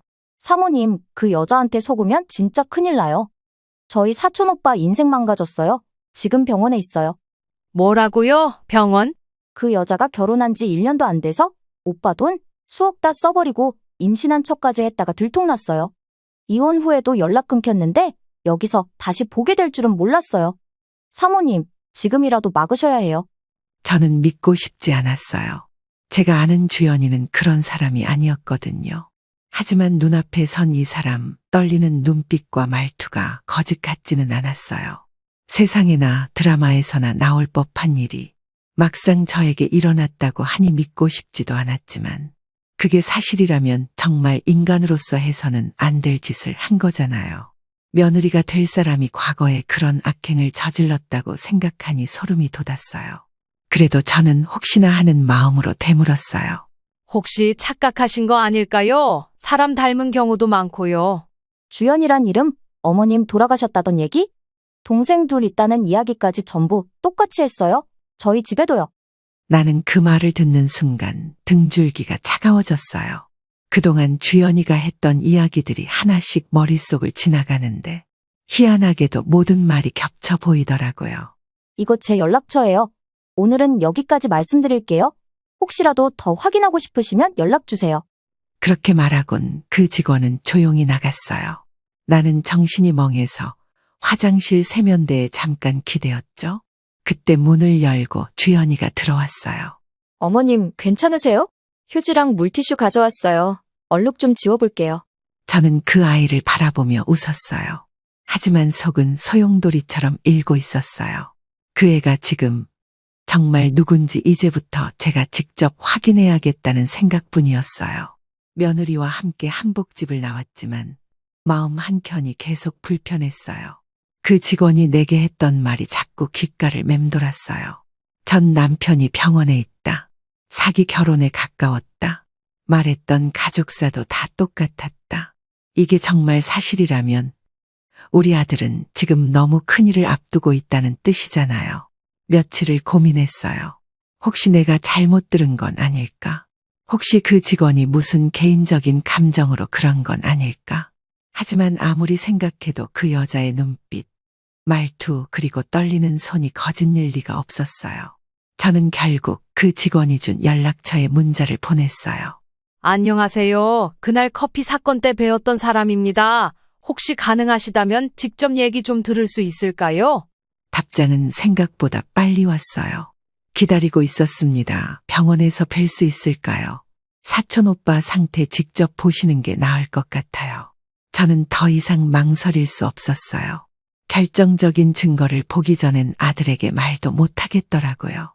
다음 날 주소를 받고 병원으로 향했어요.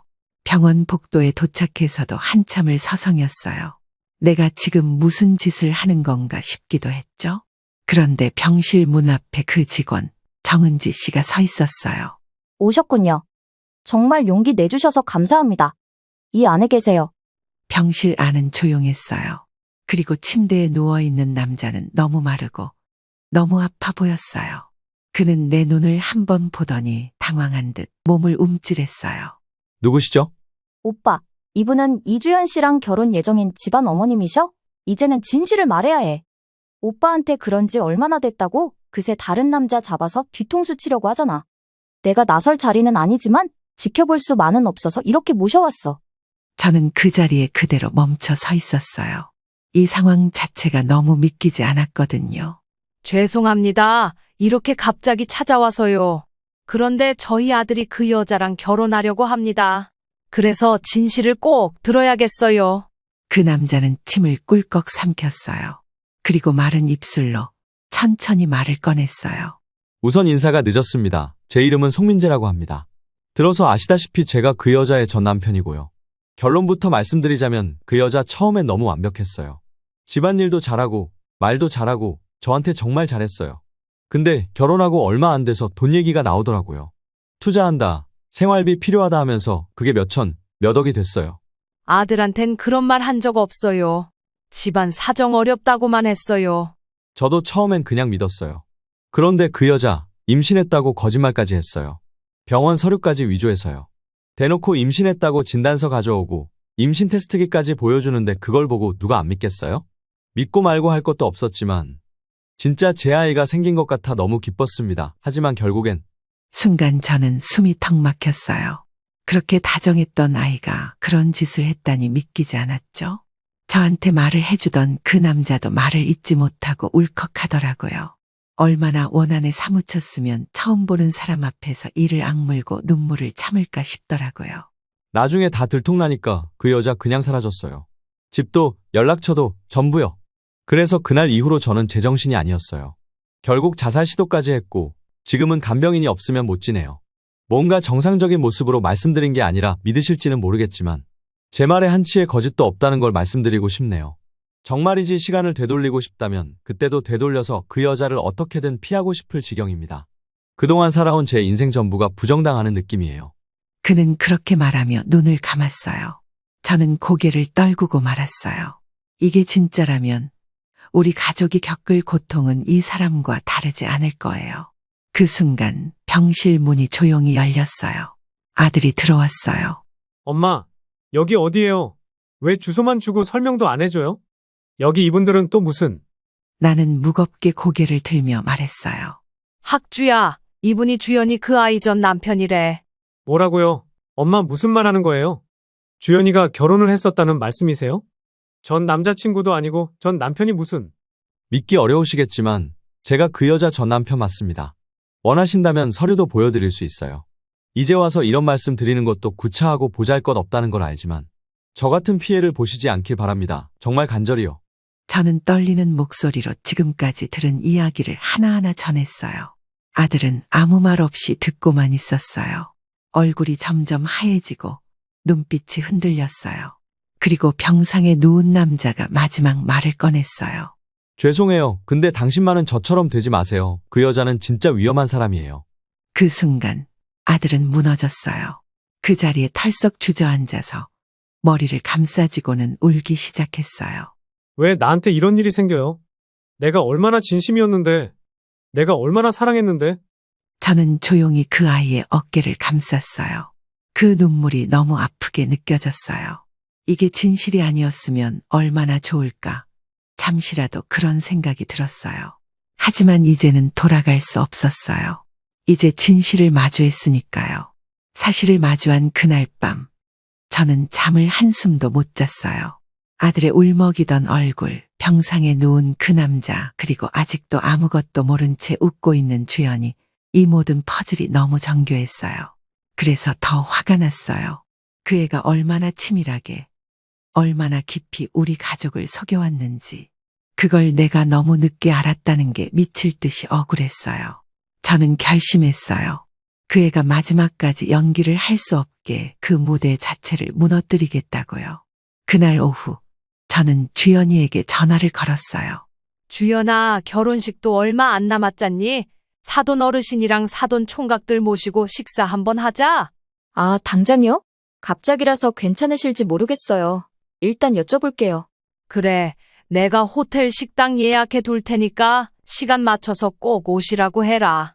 그 목소리, 어쩌면 아직도 연기였겠죠. 저는 식사 자리를 예약하고 그 자리에 앉아 하나씩 질문을 던질 준비를 했어요. 시간이 지난 어느 날 그 애와 가족이라는 사람들이 도착했어요.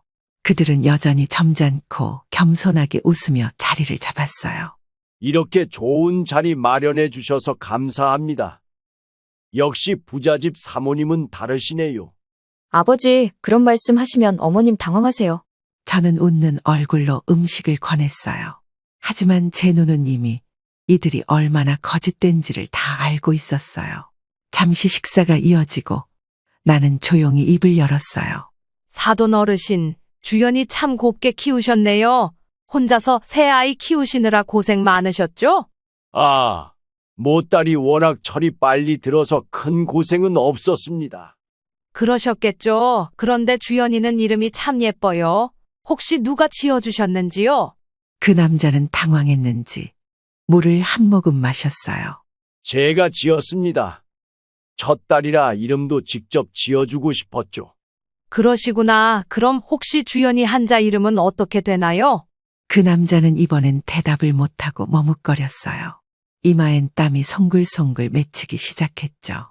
아, 괜히 어려운 걸 여쭤봤나 봐요. 돌아가신 사모님 성함도 제가 아직 모르네요. 제가 실례했나 봐요. 그 순간 남자는 기침을 하며 말을 흐렸어요. 저는 그걸 지켜보다가 이번엔 여동생이라는 여자에게 고개를 돌렸어요. 주연이 동생이면 생일쯤은 기억하시죠? 언니 생일이 언제인가요? 네? 6월이었던가 13일이었던 것 같기도 하고요. 그렇게 가까운 사이인데 생일을 헷갈려요?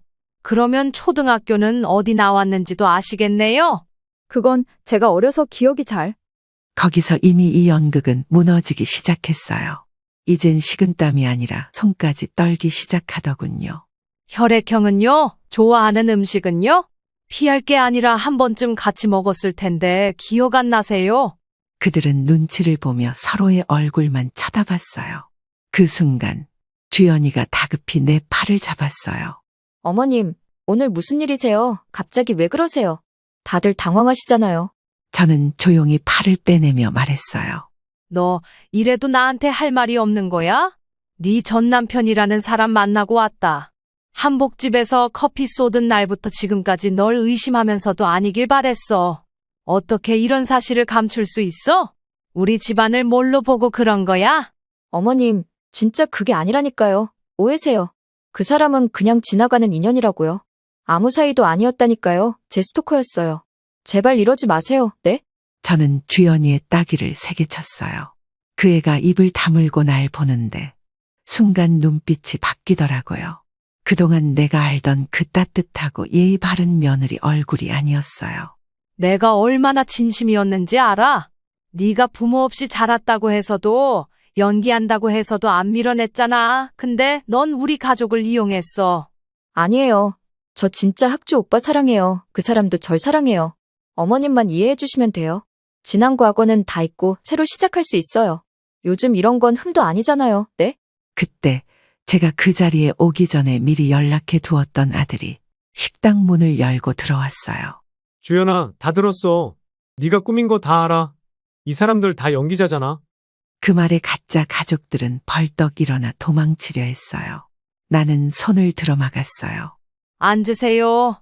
나 지금 경찰 부르기 직전이에요. 당신들 그냥 넘기지 않을 거예요. 그러자 여동생 역할을 하던 여자가 고개를 숙이며 말했어요.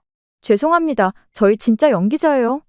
하루 알바라고 해서 온 거였어요. 죄송해요.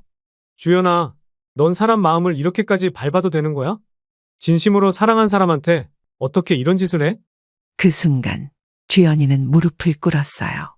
그리고 제 다리를 붙잡고 울었어요. 죄송해요. 정말 죄송해요.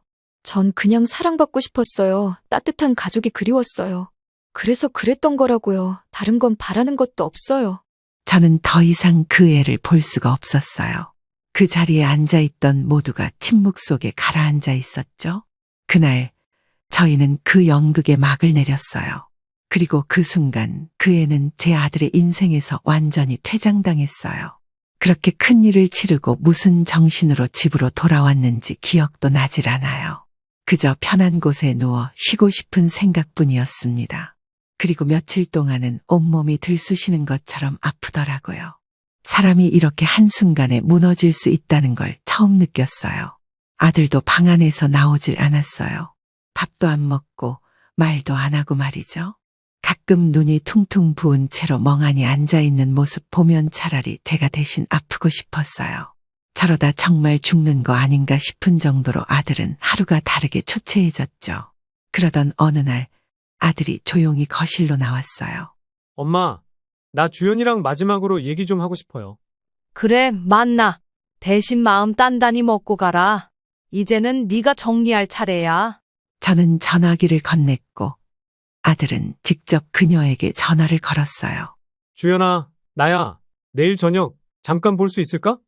그녀는 흔쾌히 알겠다고 했고 나는 그 목소리에도 또 한 번 치를 떨었어요. 그렇게 다음 날 저녁 약속한 장소로 향했어요. 저는 따라가지 않았어요. 아들이 혼자서 끝내야 할 일이니까요.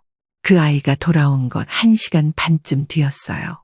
현관문을 열고 들어온 아들의 얼굴은 처음으로 완전히 비워진 표정이었어요.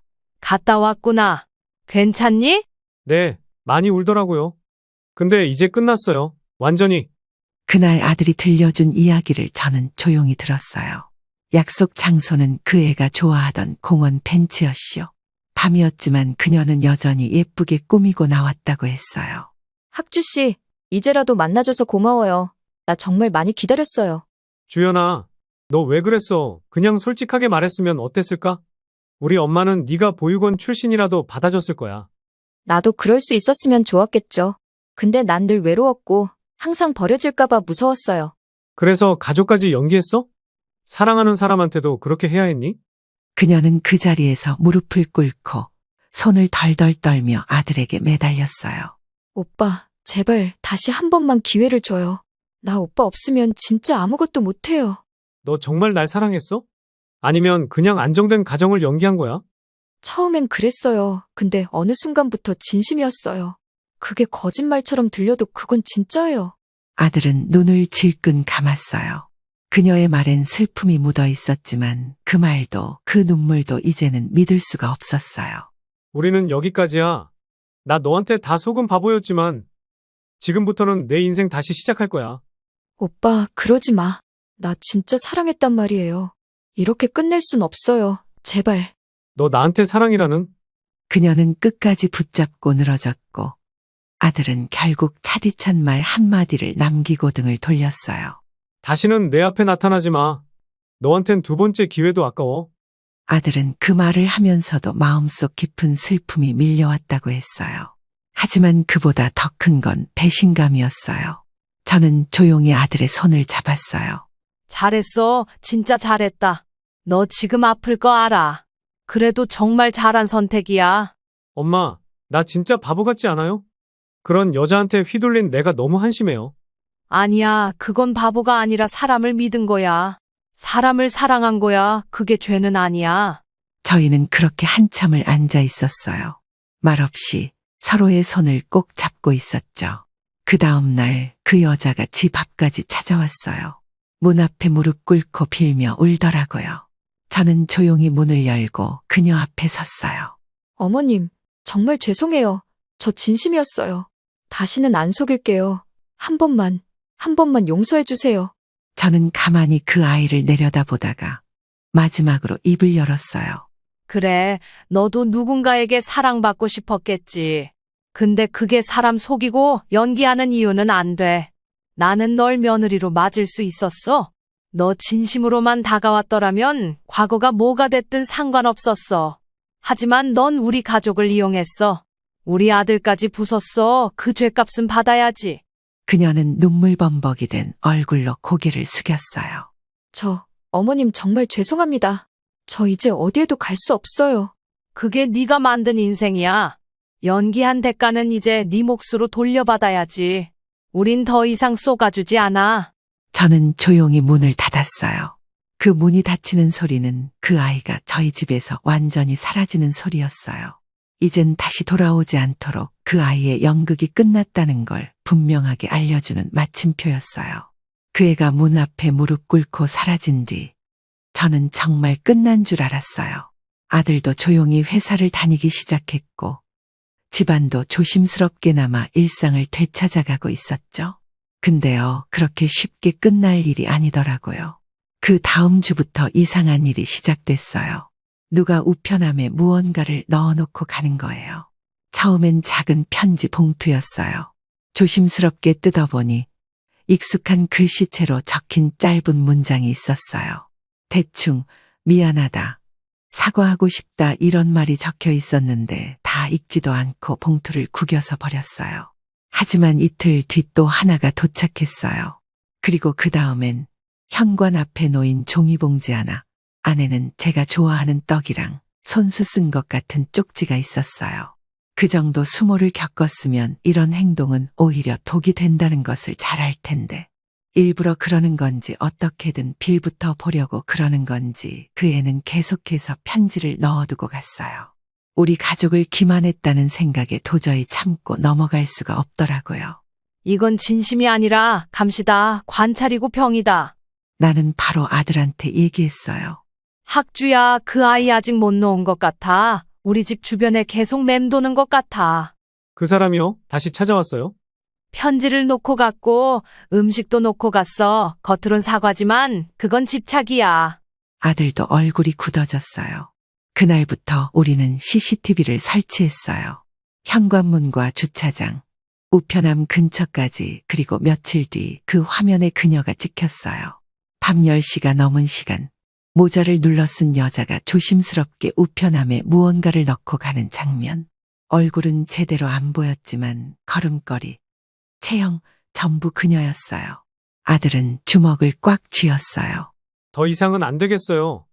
이번엔 진짜로 끝내야 해요. 법적으로요. 나는 지구대에 아는 경찰관을 찾았어요. 사모님, 영상도 있고 정황도 충분하네요. 정식으로 접근 금지 요청 넣으시죠. 이렇게까지 하고 싶진 않았어요. 근데 저 아이 이제 멈추질 않아요. 접근 금지 신청은 생각보다 빠르게 받아들여졌어요. 저흰 안심했죠? 근데 사람 마음이 그렇게 쉽게 정리되질 않나 봐요. 접근 금지 명령이 내려진 지 나흘째 되던 날 밤이었어요. 현관문에서 인기척이 들리더니 누군가 살짝 문고리를 잡고 움직이는 소리가 났어요. CCTV를 확인하자 그녀였어요. 다시 찾아온 거예요. 마스크에 모자까지 눌렀었지만 저흰 이미 그 얼굴, 그 실루엣을 외울 정도로 알고 있었죠. 아들은 경찰에 바로 신고했고 그녀는 결국 현장에서 적발됐어요. 현장 접근 금지 명령 위반이니까 형사처벌도 가능합니다. 처벌 원하시겠어요? 저는 잠시 망설였어요. 하지만 그 망설임은 오래가지 않았어요. 예, 처벌 원합니다. 우리 가족이 더는 힘든 일 없도록 도와주세요. 그날 이후 그 아이는 정말로 사라졌어요. 더는 편지도, 음식도, 인기척도 없었어요. 아들도 말수가 줄었지만 점점 안정을 찾아갔어요. 가끔은 회사에서 동료랑 야근하고 온다고 했고 혼자 영화도 보러 다닌다고 했어요. 그 모습을 보며 저는 마음속으로 수십 번 다짐했어요. 이제 우리 가족을 지킬 수 있는 건 우리뿐이다. 그 누구의 눈물에도 흔들리지 말자.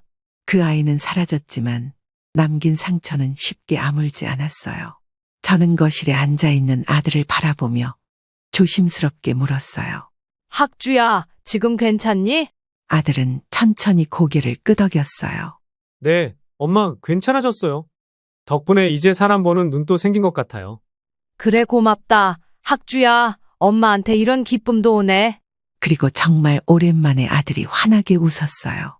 그 미소를 보면서 저는 생각했어요. 그 아이가 우리 인생을 흔들었지만 결국 우린 다시 서서히 제자리를 찾아가고 있다는 걸. 그 일이 있고 나서 우리 집은 조용해졌어요.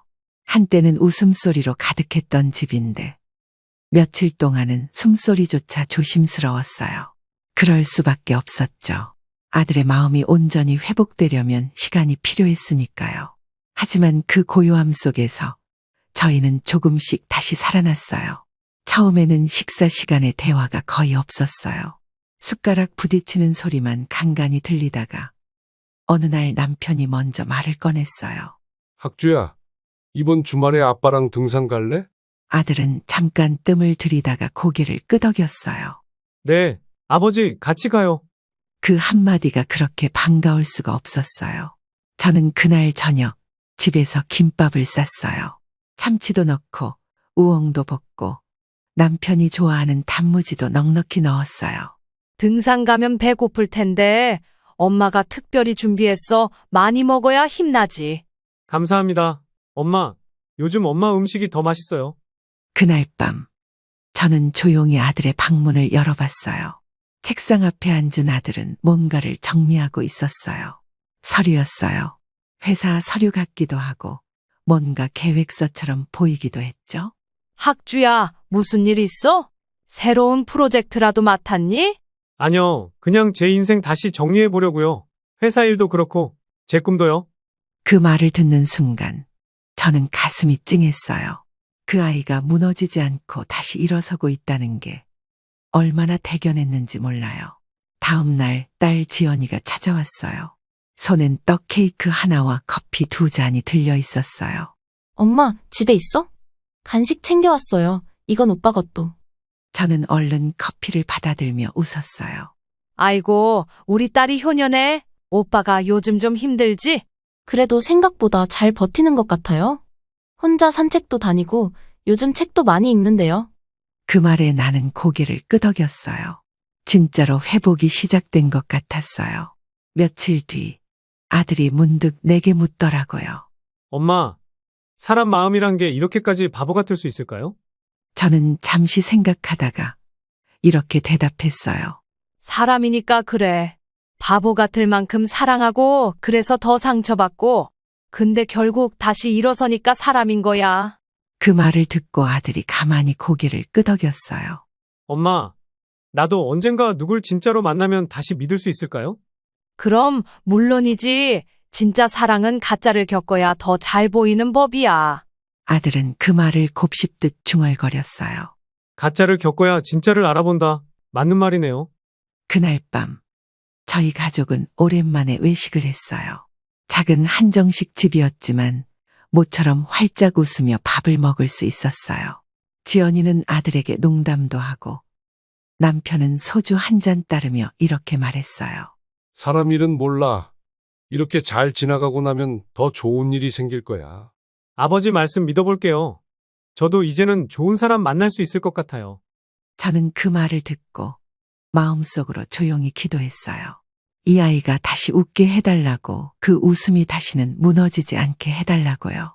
그렇게 우리 가족은 그토록 거세고 무서웠던 시간을 지나 다시 따뜻한 햇살 아래 서게 되었어요. 나는 말로는 표현 못할 안도감에 가끔 혼자 안방에서 눈물도 흘렸어요. 아무도 보지 않을 때 내 가족이 아직도 이렇게 곁에 있는 게 얼마나 감사한 일인지 다시 새기면서요.